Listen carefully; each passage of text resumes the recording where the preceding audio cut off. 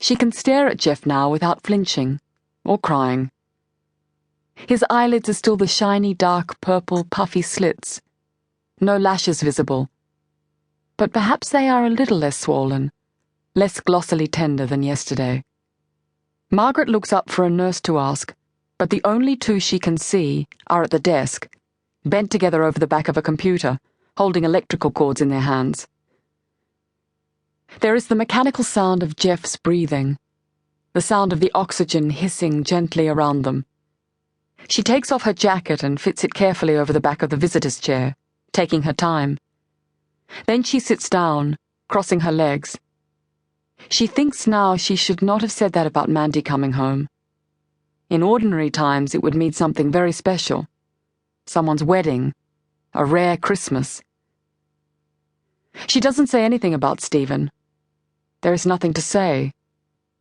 She sees a nub of thread in her stocking and leans forward to run her fingertip over it, wondering if she will be able to nip it off with her fingernails, or whether that will only pull it and cause a ladder.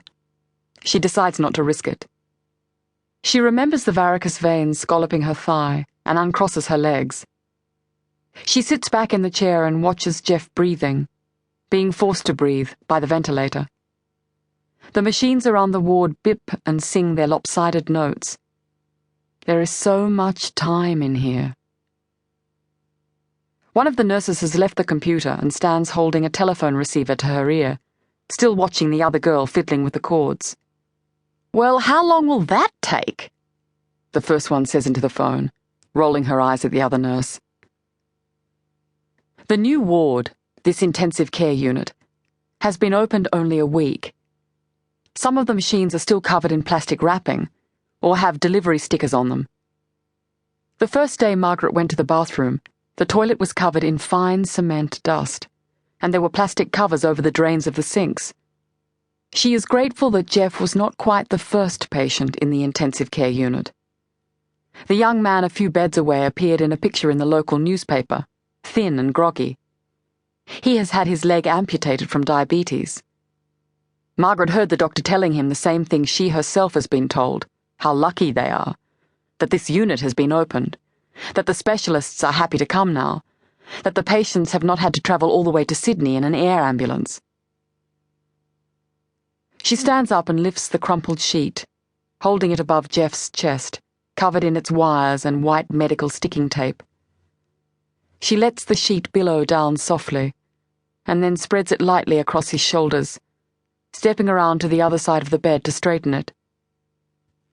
She wonders if it might hurt him, this weight of the sheet. She wonders if he can feel.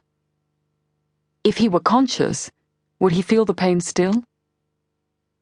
The sound he had made, the weird scuffling in the gravel and that terrible sound, a baby's grizzling coming out of the man she had never heard cry. That sound she never wants to hear again. She watches his face, all day, every day, for signs of the pain, or of waking. But there has been nothing.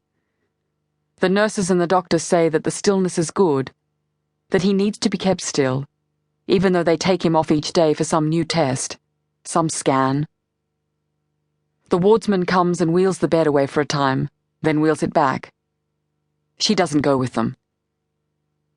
There is so much time. At home in the mornings, she finds herself rushing, guiltily, to get ready. When she wakes up, usually after a long, urgent dream about some mundane, unfinished task, like clearing out the laundry cupboard, but over which she must nevertheless face some brutal public judgment, she lies there in the bed, so tired.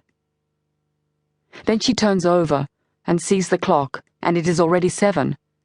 How can it be so late when the last time she looked, just a minute ago, it was 5:30? So she sits up, panic rising in her, and then scurries to the shower, the breakfast table, ironing board, ticking off lists and remembering to stuff into a plastic shopping bag the cards that have begun to arrive, and some magazines, and the library book she must return, and then clopping in her good shoes.